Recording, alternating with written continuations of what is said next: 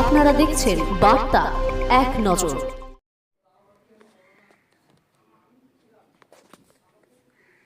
দক্ষিণ দিনাজপুর জেলার হরিরামপুরে তিলোত্তমার ন্যায় বিচারের দাবিতে পদযাত্রা করলেন শিক্ষক সমাজ। এদিন হরিরামপুর ব্লকের বিভিন্ন স্কুলের শিক্ষক শিক্ষিকারা তিলোত্তমার ন্যায় বিচারের দাবিতে পথে নামলেন। এদিন এই শিক্ষকদের পদযাত্রা সারা হরিরামপুর পরিক্রমা করে পরিশেষে হরিরামপুর চৌপথিতে এসে শেষ হয়। সেখানে প্রতিটি শিক্ষক ও শিক্ষিকা তিলোত্তমার ন্যায় বিচারের দাবি জানিয়ে নিজেদের বক্তব্য তুলে ধরেন। এই দিনের এই পদযাত্রাকে ঘিরে কোনো রকমের অপ্রীতিকর পরিবেশ সৃষ্টি না হয় সেজন্য হরিরামপুর থানার আইসি অভিষেক তালুকদারের নেতৃত্বে বিশাল পুলিশ বাহিনী হরিরামপুর চৌপথিতে মোতায়েন করা হয়।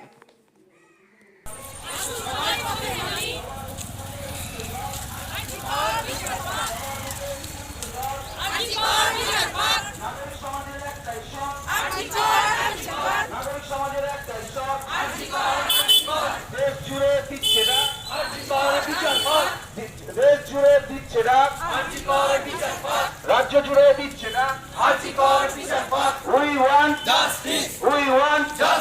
শিক্ষক সমাজের একটাই স্বর, শিক্ষক সমাজের একটাই স্বর। শিক্ষক সমাজ রাজ্য জুড়ে দিচ্ছে না। আর্জিকর বিচার পাক। We want justice, we want justice. বুকে উঠছে ঝড়, সবার বুকে উঠছে ঝড়, সবার নাগরিক সমাজের একটাই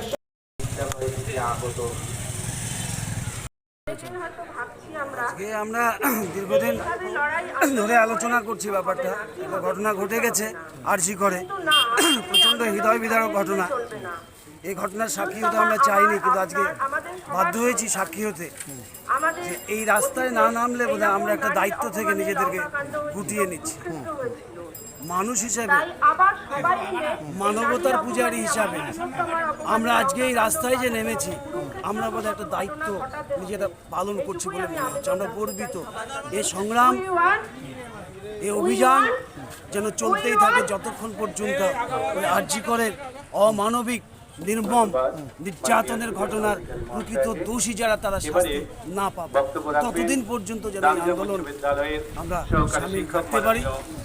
জাতি, ধর্ম, বর্ণ নির্বিশেষে সমাজের সকল স্তরের মানুষের কাছে শিক্ষক সমাজ হিসেবে আমরা আবেদন রাখছি যে এই আন্দোলনের অব্যাহত ধারা ততদিনেই যেন থাকে যতদিন পর্যন্ত আমরা বিচার না পাবো। সব